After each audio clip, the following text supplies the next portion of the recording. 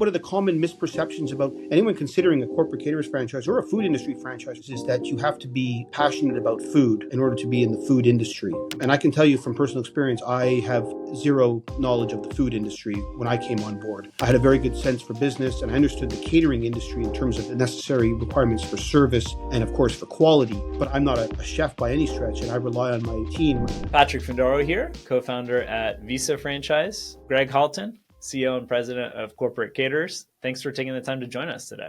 Thanks for having me, Patrick. So you kind of have a unique perspective in terms of playing different roles, wearing different hats, becoming CEO, president of a major franchise brand in your segment. Could you tell us a little bit about your trajectory, Greg? Sure, Patrick. So prior to Corporate Caterers, I ran a business in Canada called Event Rental Group, which was the largest party and event rental company.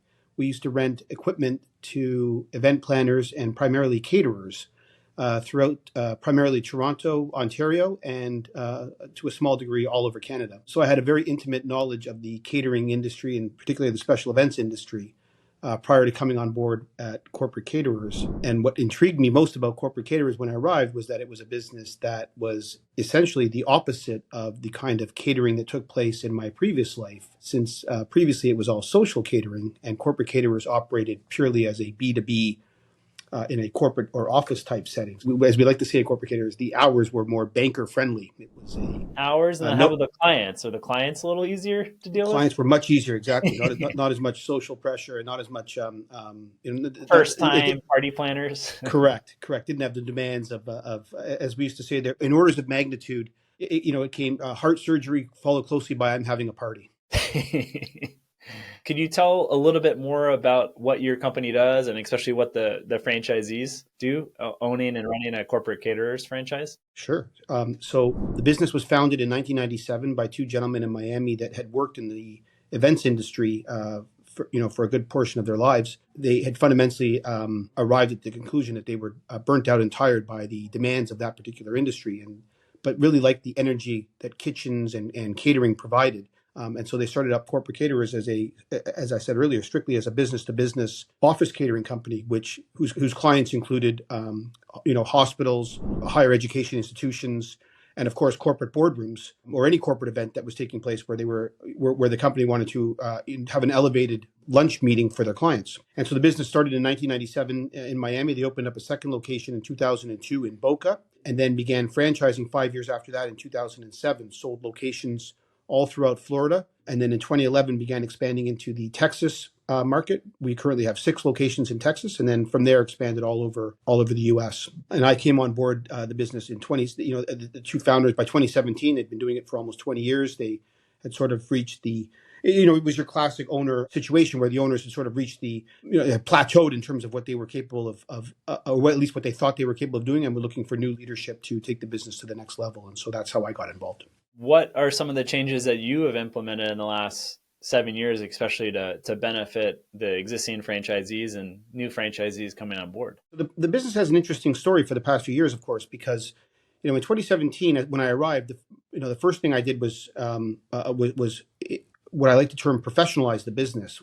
We took it from a mom and pop type owner mentality to a much more professional organization. I put a lot of emphasis on making sure the business was correctly branded, spent a lot of time and money improving the brand of the business, since at the end of the day, when we're selling franchises and for our franchisees, their main benefit, of course, lies in the value of the brand. So we did a lot of branding work at the outset, professionalized the way in which the business not only sold franchises, but operated franchises. We improved the way in which we communicated with our franchisees. In fact, we don't refer to our franchisees by that name. We call our franchisees affiliates. So we immediately began referring to all our franchisees as affiliates because we consider them our partners. Yeah. One of the main emphasis I put on the business from the outset was that I wanted to treat our affiliates like they were our customers, as opposed to customers and partners, rather than viewing them as people that had purchased a license from our business. And so we tried very hard to integrate them much more into our overall strategy and overall operation. And that, of course, was going along great. We were as a result of all those processes, we were selling way more franchises than we ever had in the past. 2017 to 2020.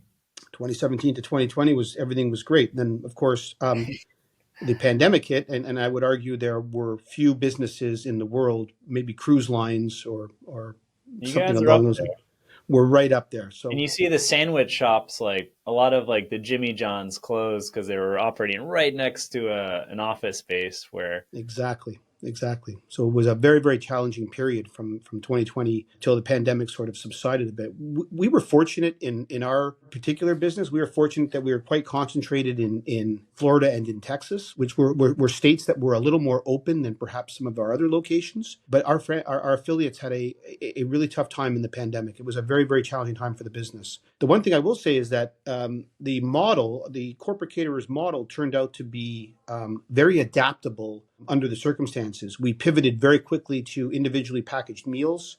We came up with a system that allowed us to continue to do our elevated style of business in an individually packaged format. And we were able to downsize our operations in such a way that most of our franchisees survived. We lost a few in the process, but most of them were able to survive despite the very challenging circumstances. And I should have said this earlier, Patrick. Maybe I could just throw this out there as well. I should have said this earlier that one of the things that makes Corporate Caterers unique is that we're not just a catering company. We arrive on site. We set our food up in a wonderfully displayed buffet style setting with all of the equipment needed for an office manager to be essentially hands free and hands off in terms of getting the product delivered and clients fed. And we come back afterwards and we clean it all up, take it all away. We often pack up leftovers, put them in the fridge nice. for people to take home at night. So it's really a full service white glove type service that's a little different from when you order from Uber Eats and the Like, Uber Eats driver drops it off comes at the 40 front in a minutes brown paper late, bag. there's an issue, Exactly. can't find the door. Yeah, everything with us comes. We employ our own delivery drivers, so they often know locations intimately. They know exactly where they're going. They often have very, very good relationships with clients, so everyone's excited to see when Corporate Caterers arrives. We're very well known for our chips, and so everyone's excited when the chip guys arrive, which is awesome. And so, having said that, I bring that up only in that in the pandemic we had to pivot quickly to a style that allowed us to continue to have that kind of style and that kind of service, but addressing the pandemic related issues. And then, of course, now that the pandemic has subsided, we're seeing very, very nice growth again in our regular service and our regular business. Well, people are meeting less frequently at the office. Like I have a lot of friends in Miami that will go to the office twice a week, but there's always Correct. meals provided. Where in the Correct. past it would be like once a month there would Right. be meals provided. Right, exactly. We're seeing obviously a decline in business in terms of the office, quote unquote, office meeting, but certainly a much larger increase in the amount of employee related meals that our business is feeding. So companies are working very hard to keep employees excited to come to the office, wanting to spend time in the office, and serving food is a good way to do that. Greg, how much are we talking about for someone to open up a corporate caterers? It varies depending on where you're located and what kind of kitchen space you're looking for. So just to give a ballpark number, give or take between $200,000 and $250,000. It includes at least 90 to 120 days of working capital in that number, and that should be enough to get you up and running and get the business started and sort of operating efficiently. What we do is we go into typically locations that were formerly restaurants that were not necessarily in the best location for a restaurant. Since we have no incoming traffic, all of our customers are being delivered to, as opposed to having any incoming customer base. We don't need to be anywhere where there's high traffic or good signage or anything like that. So we typically search for kitchens that have failed because of the location, but have good space and good equipment in them. A new affiliate opening up a corporate caterers can save a fair bit of money by finding a good lease and somewhere that has some existing equipment. That can easily help reduce the cost of opening up your initial And commissary. I imagine you're pretty hands-on with that. Do you have like a nationwide broker you work with or local brokers to source those second gen locations? Yes, we do. We work with all kinds of real estate brokers across the country, and we're very, very hands-on. Our team is,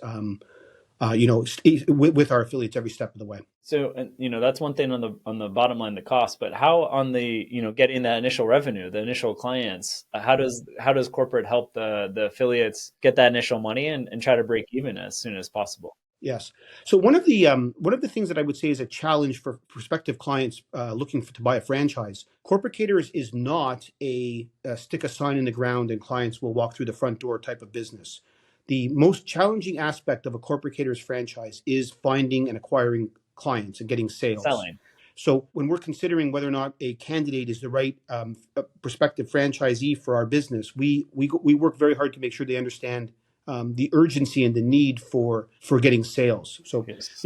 we often have new franchisees that say, "I've got to hire a cook because I need someone that's going to help me make the food." And we always say, "The cooking No. you get there's no one to cook for if you don't have sales."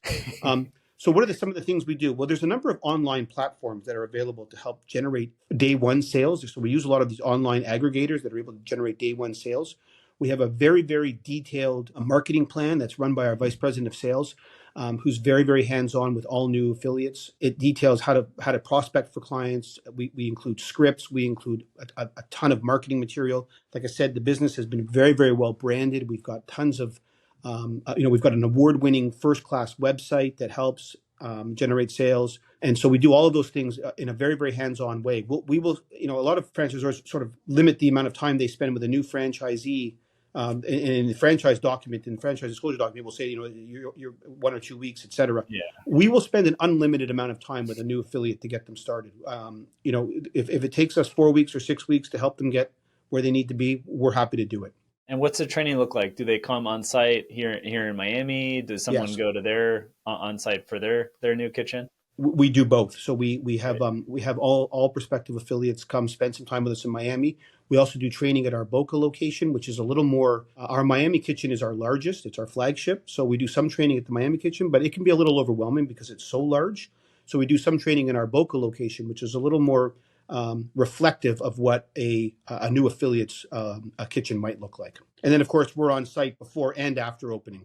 And Greg, when the affiliate's up and running, it's been 3, 4, 5 years. What does the infrastructure look like? Have they opened up a second location? What's the headcount look like? Yeah. So typically, most of our affiliates, we give out very, very large territories. Unless you're in a major city, most of the territories we sell, our Corporate Caterers affiliate will be the only Corporate Caterers location in that city. Great.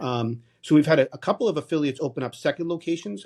For example, we have an affiliate that has one location that was very successful in Austin, Texas. They have a second location in San Antonio. So that would be a good example of two relatively large cities that each have one Corporate Caterers location. But most affiliates there's enough business out there that when they have their one location, they've got their hands full.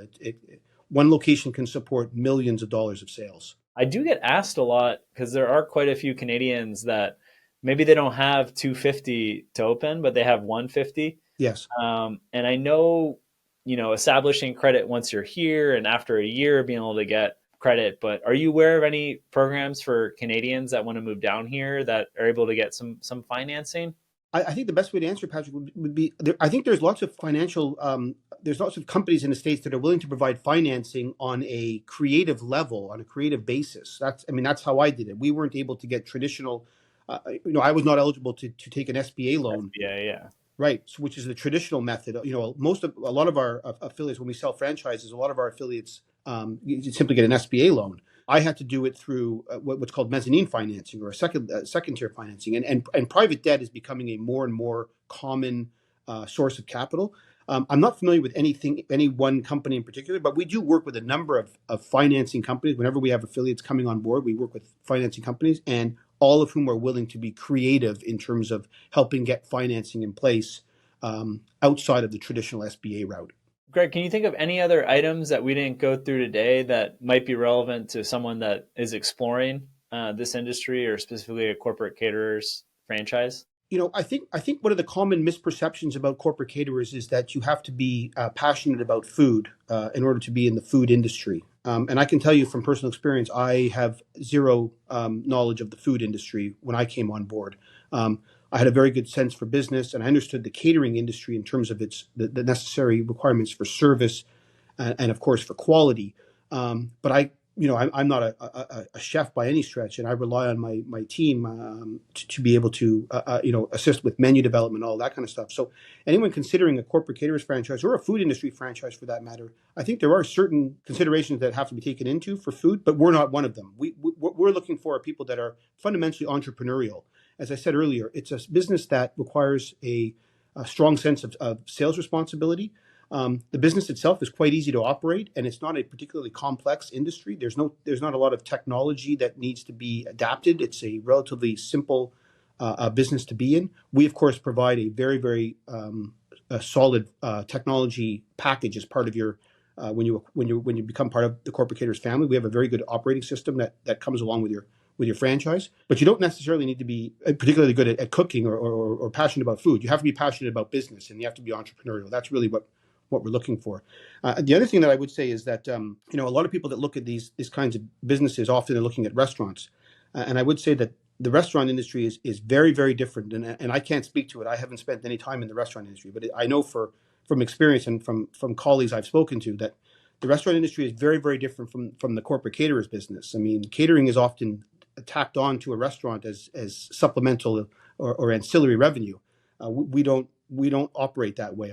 We're strictly doing catering, and we're strictly doing business to business catering, as we like to say. It's no evenings, no weekends, and no social events. So it's very, very different from someone considering a life in a restaurant industry. So I would say that would be something that a potential candidate would want to take into consideration as well.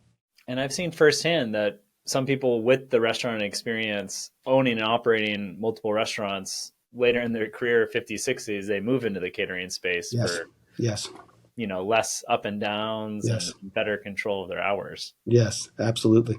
Well, Greg, I really appreciate you taking the time to connect. For those that are still in the investigation phase, what's the best way to learn more about corporate caterers? Yes, Patrick, thank you. I would recommend going to corporatecaterers.com. Corporate Caterers with it. That's ERERS.com. Perfect. Greg, thanks so much again. Thank you, Patrick.